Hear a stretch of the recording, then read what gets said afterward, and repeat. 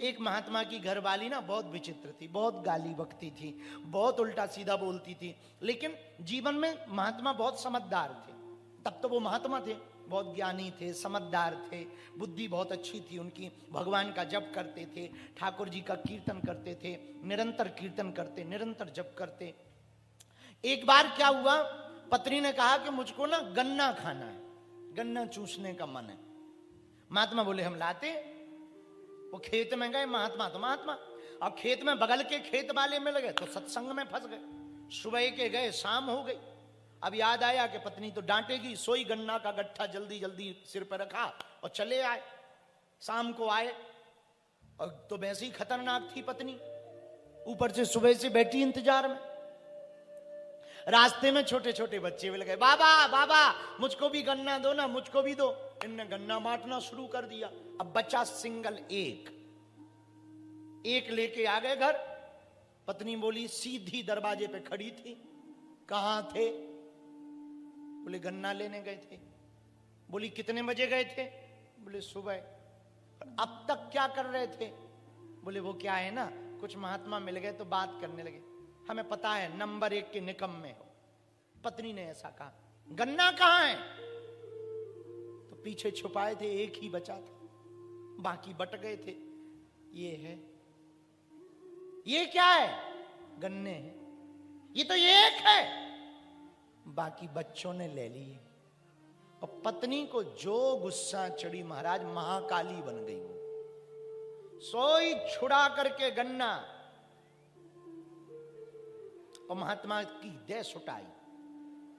लेकिन गन्ने में होती है गांठ, तो जैसे ही सुटाई की सो गन्ना टूट गया। टूट गया सो एक के 2 टुकड़े हो गए।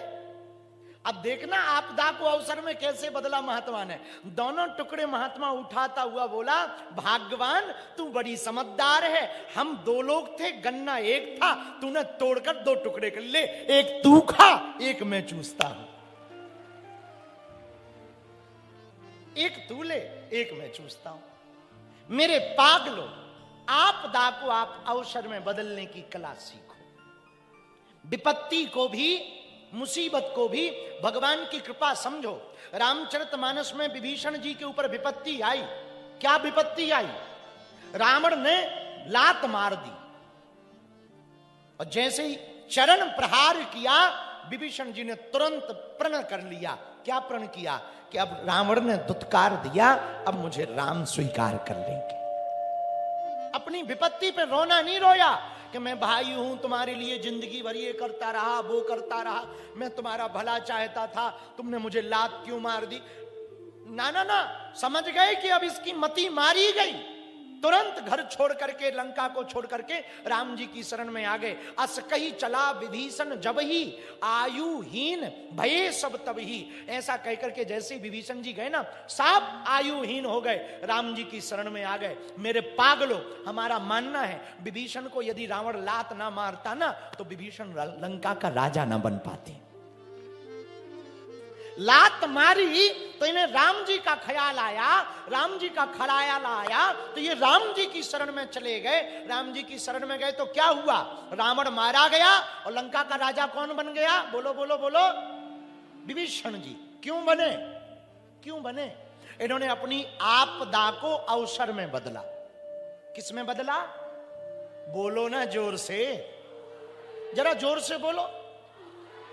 आपदा को अवसर में बदला तो ये लंका के राजा बन गए, वरना लंका के राजा ने इनको दुत्कार दिया था। और जब दुत्कारा था तब पता है लोग क्या कह रहे थे? अब इसका कोई ठिकाना नहीं है, अब तो गया। पर उन्होंने आपदा को अवसर में बदल लिया।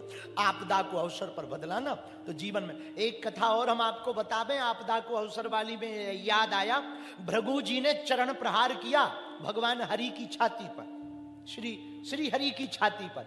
भगवान के छाती पर चरण मारा भृगु जी ने, लेटे हुए थे भगवान, और जोर से प्रहार कर दिया। पता है भगवान नाराज नहीं हुए। तुम्हें कोई एक धक्का दे दे, तुम्हारा मुंह फूल जाता है एक धक्के में।